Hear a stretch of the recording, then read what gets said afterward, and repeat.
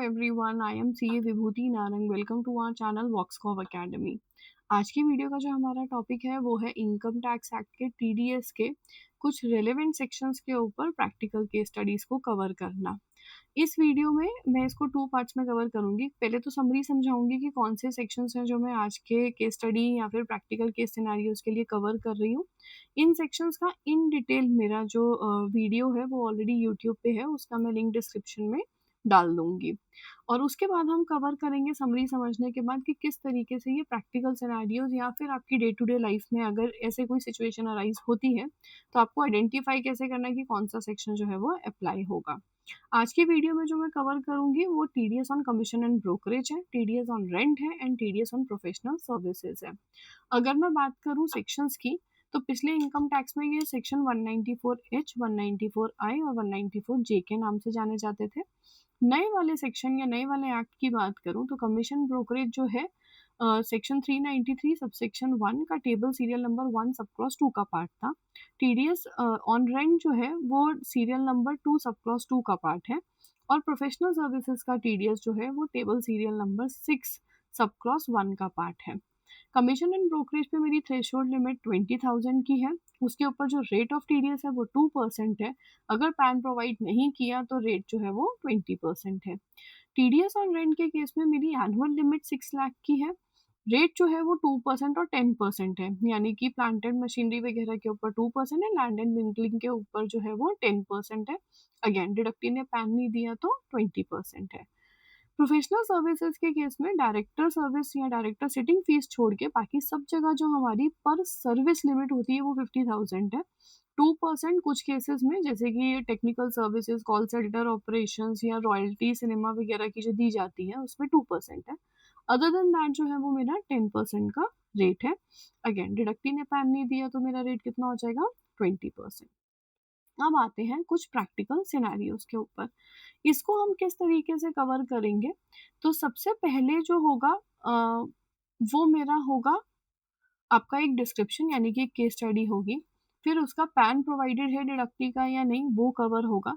पुराना सेक्शन कौन सा था, नया सेक्शन कौन सा है, किस पर्पस यानी कि ऑफिशियल है या फिर पर्सनल पर्पस है, टीडीएस अप्लाई होगा या नहीं होगा, कितना थ्रेशोल्ड है उस रेलेवेंट सेक्शन का, टीडीएस का रेट कितना है, अमाउंट कितना पे किया, टीडीएस कितना डिडक्ट होगा और नेट पे आउट कितना होगा, यानी कि amount paid minus TDS deducted. तो चलिए शुरू करते हैं. सबसे पहला केस है कि mister Mehta is expanding his retail trade company. He hires a local real estate broker to find a new warehouse space. The broker closes the deal and charges a commission fee of INR 35,000. तो old section की बात करूं तो ये section 194H का part है. नए section में ये कवर हो रहा है आपका 1 सब क्लॉज 2 के अंदर. पर्पस मेरा ऑफिशियल है, अनऑफिशियल तो यूज नहीं करना उनको. टीडीएस अप्लाई होगा.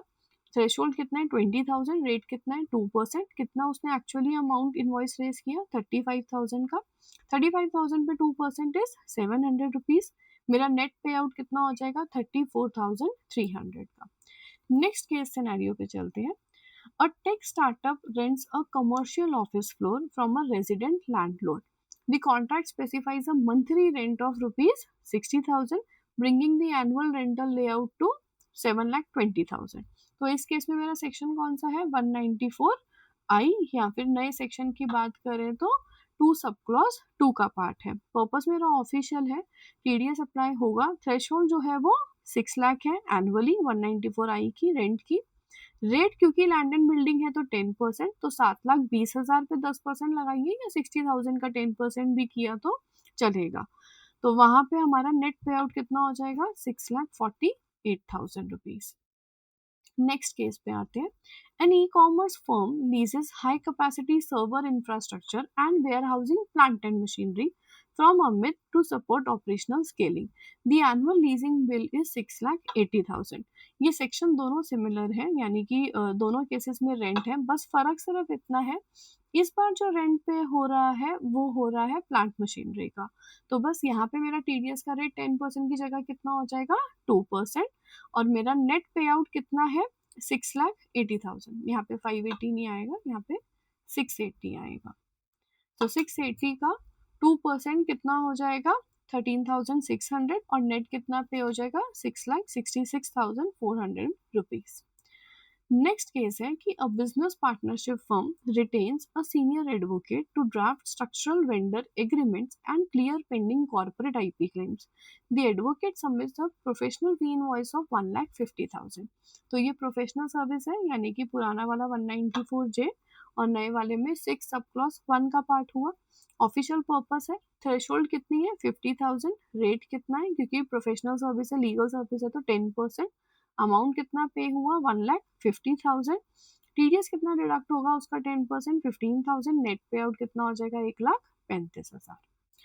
नेक्स्ट केस पे आते हैं। A retail brand hires an external software firm to build a custom e commerce mobile application. The tech vendor bills them 2 lakh for fees for technical services. तो ये कौन सी सर्विस है, technical service.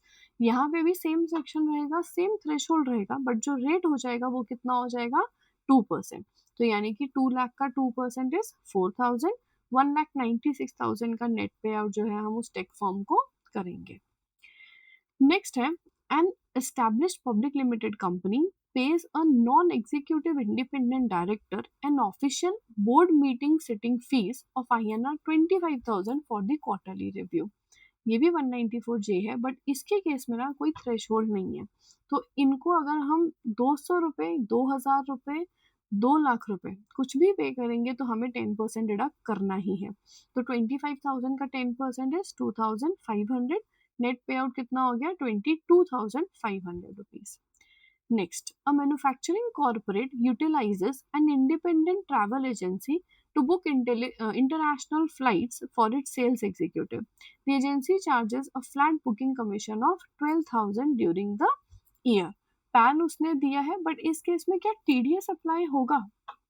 तो the answer is no, क्योंकि मेरी annual limit जो है, यानी कि इस सेक्शन की जो लिमिट है ब्रोकरेज एंड कमीशन की, वो 20,000 है। मैंने पे कितना किया 12,000, तो उस पर कोई टीडीएस डिडक्ट नहीं होगा और नेट पे आउट कितना हो जाएगा 12,000। A corporate managing director personally rents a residential flat for his family to live in. The lease sets a monthly rent of 35,000.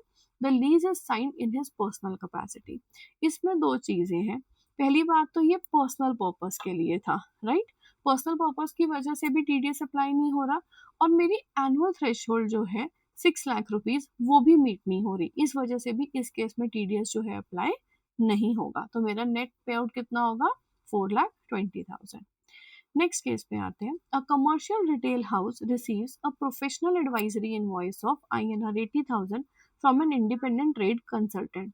Due to administrative oversight the consultant didn't provide या doesn't provide the PAN card. अब इस case में TDS तो apply होगा, but rate जो है वो higher deduction का होगा। सो अब मैं 80,000 पे कितना टीडीएस लगाऊंगी 20% के हिसाब से, यानी कि 16,000। नेट पे आउट कितना होगा 64,000। Last case, a customer support business contracts to a call center agency to manage external customer help desk lines. The monthly operation invoice submitted by the call center is INR 90,000। तो इस case में TDS attract होगा, पुराना वाला 194J, बस जो TDS का rate है वो 10% नहीं 2% होगा कॉल सेंटर ऑपरेशंस का। तो 90,000 का 2% इज 1,800, तो मेरा नेट पे आउट कितना हो जाएगा 88,200।